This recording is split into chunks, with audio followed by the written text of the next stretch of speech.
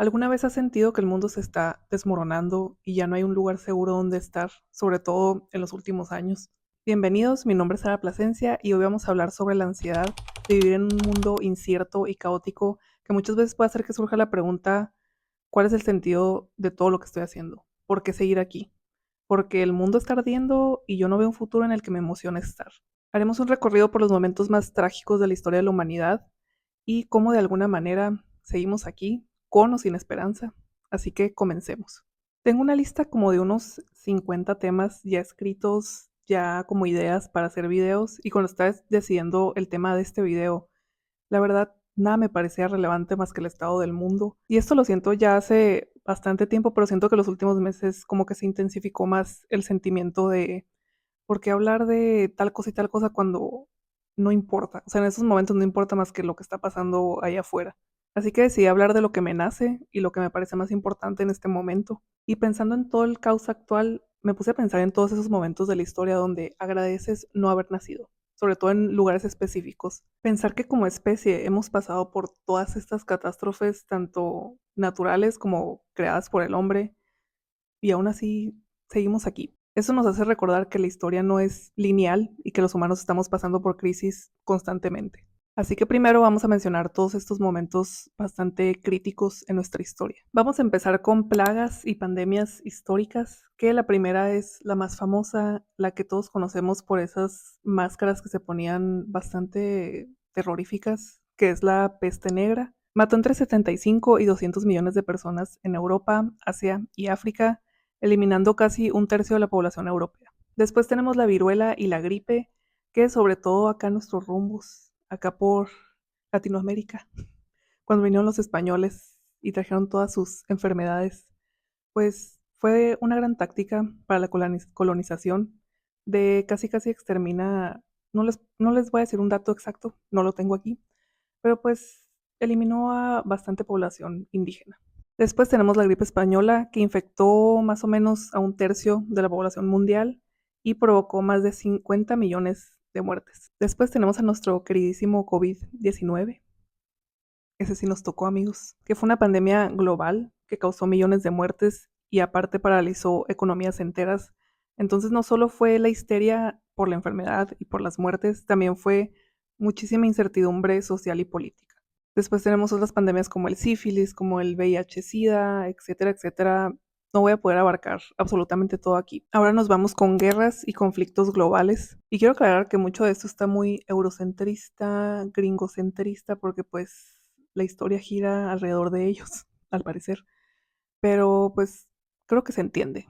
Se entiende las crisis de las que estoy hablando. Primero tenemos las guerras napoleónicas que desestabilizaron a Europa y causaron miles de muertes. Después la Primera Guerra Mundial, más de 16 millones de muertes y aparte todo un trauma colectivo que remodeló todo el mapa político. Después le sigue la Segunda Guerra Mundial, más de 70 millones de muertos, aquí es cuando sucedió el Holocausto y aparte el uso de armas nucleares en Hiroshima y en Nagasaki. Después la Guerra Fría, que aquí sabemos que realmente fueron más conflictos indirectos en todo el mundo. Fueron años de muchísima tensión nuclear y de amenazas, y crisis como los misiles de Cuba. Pasamos a catástrofes naturales y climáticas. La erupción del monte Tambora que provocó el año sin verano, entonces esto provocó hambrunas globales. Después del terremoto y el tsunami del Océano Índico, más de 230,000 muertos en 14 países. El huracán Katrina que destruyó Nueva Orleans y dejó una crisis humanitaria en Estados Unidos. Y todos los desastres climáticos recientes como incendios masivos, sequías extremas y huracanes cada vez más destructivos que se dan por el cambio climático. Ahora pasamos a los colapsos económicos y sociales. Primero tenemos la Gran Depresión, que fue una crisis financiera que dejó a millones sin empleo y esto desató crisis y protestas. La crisis del petróleo, esta puso en crisis a economías globales y aparte evidenció nuestra dependencia energética. La crisis financiera global del 2008, colapsos bancarios, desempleo masivo y la pérdida de hogar de miles y miles de personas alrededor del mundo. Nos vamos más específicos a México, la que siempre como que tengo más presente y me suena y nos contaban en la escuela es la crisis del 95, para dar un ejemplo un poco más local. Después pasamos a los eventos de exterminio y violencia extrema. Primero tenemos el genocidio armenio, que aproximadamente murieron 1.5 millones de armenios. Después tenemos el Holocausto, que fue el exterminio sistemático de 6 millones de judíos y otros grupos perseguidos. Después el genocidio de Ruanda, que en solo 100 días murieron más de 800.000 personas. Y tenemos el genocidio actual, que nos tocó ver en vivo, que es el del pueblo palestino. Y en la actualidad también tenemos lo que está pasando en Sudán, en Etiopía, en el Congo, en Afganistán con los talibanes, la guerra de Rusia y Ucrania, pero al parecer sí hay un peor año en la historia de la humanidad, porque varios expertos, bueno, casi todos estuvieron de acuerdo que el año 536 ha sido el peor año de la historia. Todo empezó con una o varias erupciones volcánicas, que esto creó como un invierno volcánico. Esto hizo que las temperaturas bajaran muchísimo en todo el mundo, entonces los cultivos no sobrevivieron y esto causó hambruna.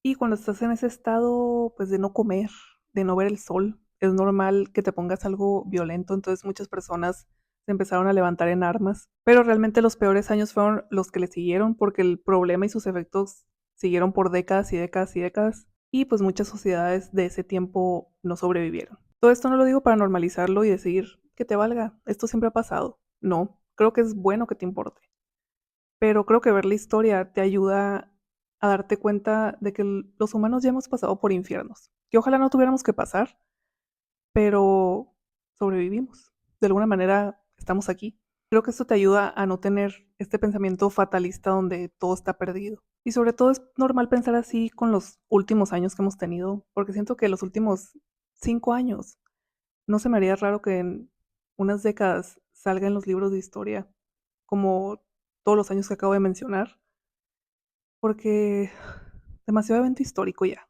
Pandemias, guerras, genocidios, crisis económicas. Estados Unidos, no sé, ya no sé qué está pasando allá. Ya el fascismo está todo lo que da. Ya les está respirando aquí en el cuello. Y digo estos 5 años porque pues no sabemos si van a ser 6, 7, quién sabe. Esperemos que ya no sean más. Esperemos. Pero para cómo van las cosas, la veo difícil. La veo difícil. Y ahora vamos a hablar de por qué sentimos ansiedad en un mundo caótico. Primero que nada, siento que la sobrecarga de noticias negativas, sobre todo, o sea, el estar ahí doom scrolling y que te salga noticia tras cosa nueva, porque antes no tenían el acceso que tenemos hoy en día de saber lo que está pasando en casi todos los rincones del mundo.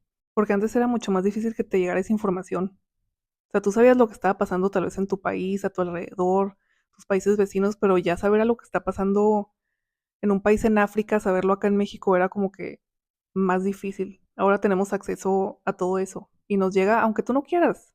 Tú estás en TikTok y capaz solo quieres pasar el rato y te empiezan a llegar las noticias y te empiezan a llegar las noticias. Y creo que hace que se sienta todavía más distópico el estar viendo Instagram o TikTok y que primero sea un video de cómo maquillarte, luego lo que está pasando en Gaza, luego de la guerra de Ucrania y luego un haul, como que eso hace que se sienta todavía más raro los tiempos que estamos viviendo, o al contrario, hace que lo empieces a normalizar, que ya lo veas como que, otra noticia, me vale, ya no siento ni siquiera sentir empatía por lo que estás viendo. Después tenemos el ritmo acelerado de vida y el miedo al futuro. Creo que el que las cosas estén cambiando así, así, así, y no tener un tiempo de calma, de tomar aire, de ver qué quiero hacer, de qué sigue. Eso obviamente es normal que te cause ansiedad. Y aparte el miedo al futuro de muchas cosas que a nuestros papás, a nuestros abuelos fueron cosas que eran un hecho, que a tus 20 ya ibas a tener, que a tus 30 ya ibas a tener. Y para nosotros ya se volvieron, ni siquiera promesas, se volvieron fantasías. Se volvieron un sueño que no llegó y quién sabe si vaya a pasar. Y pues termina la de rematar con inestabilidad económica, política y social, como cada vez estamos más polarizados socialmente. Después, si nos vamos ya como a factores más individuales, está el sesgo de negatividad, donde tu cerebro está acostumbrado o se va solamente a ver las cosas negativas, las noticias negativas. Si salió algo positivo por acá, se va a quedar en lo negativo. Y si te quedas en ese ciclo y en ese sesgo, pues claramente, ¿cómo tu cerebro no va a estar ansioso? ¿Cómo tu mente no va a estar lleno de miedos, de incertidumbre? Y la incertidumbre es lo que activa al 100 la ansiedad, porque no sabemos qué va a pasar y eso no nos gusta. Y ahora el impacto que esto tiene en nuestras vidas. Esta ansiedad colectiva que vemos se empieza a ver ya en síntomas de insomnio, de apatía, desmotivación, crisis existenciales y cómo muchísima gente vive con esta sensación de no tener control sobre nada. Entonces quiero que quede claro que sentir todo esto no es un fallo personal, es una reacción normal a vivir un mundo caótico, incierto. Y si todo esto lo estoy diciendo desde una posición de muchísimo privilegio, acabo de llegar de un viaje de 3 semanas, me podrán decir, ¿qué problemas vas a tener tú? O sea, ¿en qué te afecta todo esto? Pero creo que si eres un ser humano con mínima empatía y ves a tu alrededor y ves lo que está pasando en el mundo, es normal que sientas ansiedad, frustración, muchísima impotencia de sentir que no puedes hacer nada significativo, que sí compartes en redes, que sí donaste a lo que pudiste a tal página, pero siempre está esa sensación de, pero esto qué está haciendo, pero realmente estoy ayudando, realmente va a ser una diferencia. Y entonces aquí surge la pregunta de, ¿es posible mantener la esperanza? Y justo cuando estaba planeando este video que fue hace ya 2 meses que no subía nada, pero como dije, anduve de viaje, no tuve tiempo, pero me salió un video de Christoph Waltz, del actor, como que está en una conferencia de prensa en un festival de cine, no sé cuál, y una entrevistadora le pregunta que sí, cómo hace él para mantener la esperanza como en estos tiempos monstruosos, y él responde, no lo hago. O sea, no tengo esperanza y no la mantengo. Que como dije, es una reacción y un sentimiento bastante normal, sobre todo en estos tiempos, y válida. Pero creo que el afirmar que no tienes esperanza en lo absoluto puede ser una manera muy peligrosa de pensar, sobre todo si se empieza a hacer algo colectivo o algo global. Y pueden decir que es realista y que la esperanza es ingenuidad, pero realmente creo que es resistencia. Para mí, la esperanza o la fe es la base de la resiliencia humana. O sea, si no la tenemos, ¿qué va a ser de nosotros? Porque quieres o no pensar así, te hace caer en el cinismo o en el fatalismo de, pues todo está perdido, no hay nada que hacer, para qué intentar. Y por el otro lado, con esperanza activa, realista, pero esperanza activa, te hace ver que en el caos también hay maneras de cambiar, que en el caos hay una manera de construir cosas distintas. Por eso es que en momentos de crisis es cuando han surgido los movimientos sociales más importantes. Es cuando hemos visto esta humanidad y solidaridad en momentos de guerra, de crisis, de pandemia. El ejemplo más actual que tenemos es de la flotilla, que fue a Gaza a tratar de romper el bloqueo humanitario que tenían, que sí, ya vimos cómo terminó eso y cómo capturaron a estas personas, pero el simple hecho de los voluntarios de decir, vamos, ese acto de humanidad lo vemos en momentos así. Que digo, ojalá no tengan que pasar, pero creo que es mantener esa esperanza de cuando sucedan, va a haber ese grupo de personas y vamos a estar esa parte de la población que vamos a tener esa solidaridad, esa empatía, esa acción. Porque a pesar del caos y de lo absurdo de estar aquí, podemos elegir. Se puede elegir tener ética, elegir tener empatía, elegir tener solidaridad. Y cuando estaba planeando este video me acordé de un ensayo que tengo en Substack, que ya lo había mencionado en otro video, pero solo tengo 2 ensayos en Substack, no tengo muchos. Y se llama No creo en Dios, pero creo en nosotros, que en sí hablo de todo mi proceso que tuve con la idea de Dios y cómo dejé de creer, etcétera, etcétera. No estoy diciendo que no deban de creer, creo que sobre todo si tienes esa fe en religiosa o del universo o espiritual, lo que sea, ahorita es el momento de aferrarse a eso.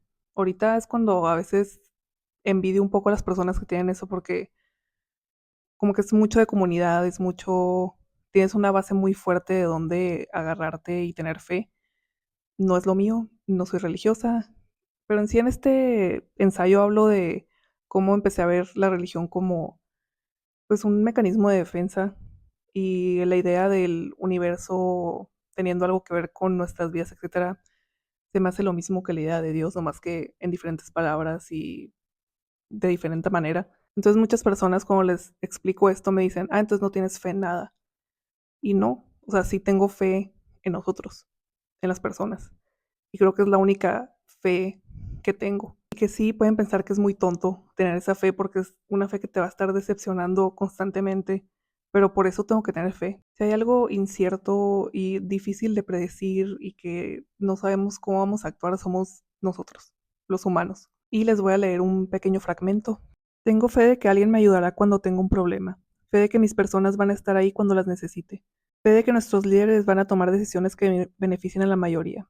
Fe de que el amor y la empatía sean más grandes que el odio y la intolerancia. Fe de que lleguemos al punto en que nos veamos como iguales. Fe de que algún día nadie tenga que vivir en la extrema pobreza y otros acumulando la mayoría de la riqueza en el mundo. Fe de que nadie pase por otra guerra o genocidio. Que mi parte más ingenua de todo lo que acabo de leer es la de nuestros líderes, la fe en nuestros líderes. Esa como que no existe mucho dentro de mí. Es muy poca, mínima. Pueden pensar que soy ingenua, pero es la única fe que me mantiene cuerda. Es la única fe que puedo tocar, sentir, observar y vivir. Buscar salvación y amor por los cielos y dar a los humanos por perdidos me parece una fórmula perfecta para el desastre. Y no sé, no me gusta ese discurso de nosotros somos pecadores y la salvación va a venir de otra parte que no sea de nosotros mismos. Porque realmente creo que al final del día solo nos tenemos a nosotros. No hay más. Y algunas cosas que podemos practicar para bajar esta ansiedad y mantener la calma. Uno, limitar la exposición a noticias, que no estoy diciendo que ya no veas noticias, no, es importante estar informado, pero creo que ir dosificando. Ir, creo que en general dejar tu teléfono, ir a tocar pasto. Pero sí, creo que eso es muy importante. No estar constantemente viendo qué está pasando y noticias negativas y así. Pero mantenerse informado, claro que sí. Dos, creo que es importante centrarte en lo cercano y en lo que sí puedes controlar, en donde puedes ayudar que esté cerca de ti, dentro de tus posibilidades, que tal vez tú lo puedas ver, que sea tangible para ti, porque tal vez ciertas cosas que quieres hacer del otro lado del mundo no son una posibilidad. O sea, no puedes cambiar el mundo desde tu rincón del mundo, pero te puedes centrar en lo que sí. Por eso es importante también la tercera, que es comunidad. Pero también puedes empezar a involucrarte en tu comunidad y rodearte de personas que den apoyo y no solo más angustias. Y dentro de todo esto encontrar sentido. Encontrar sentido en esos pequeños actos de bondad, en tu creatividad, en tu espiritualidad, en tu trabajo, en tus proyectos personales. Y antes de cerrar, quiero decir una frase de Noam Chomsky que creo que resume como que todo mi sentimiento de este video. El optimismo es una estrategia para construir un futuro mejor, porque a menos que creas que el futuro puede ser mejor, es poco probable que des el paso y asumas la responsabilidad de construirlo. Si asumes que no hay esperanza, entonces garantizas que no habrá esperanza. Si asumes que existe un instinto hacia la libertad, entonces existen oportunidades de cambiar las cosas. La decisión es tuya. En conclusión, creo que sentir esta ansiedad ante el mundo actual no nos hace débiles, simplemente nos hace humanos. Y sí, lo más probable es que no podemos cambiar el mundo, pero sí podemos cambiar las cosas a nuestro alrededor. Podemos hacer un intento, aunque sea. Y eso ya es sembrar luz en medio de tanto caos. Ya por último quisiera saber qué haces tú para mantener la esperanza en tiempos de incertidumbre. ¿Cómo te estás sintiendo actualmente? Si me quieren decir ahí en los comentarios. Y sí, creo que ya es todo por el video de hoy. Muchísimas gracias por estar aquí y nos vemos en el próximo.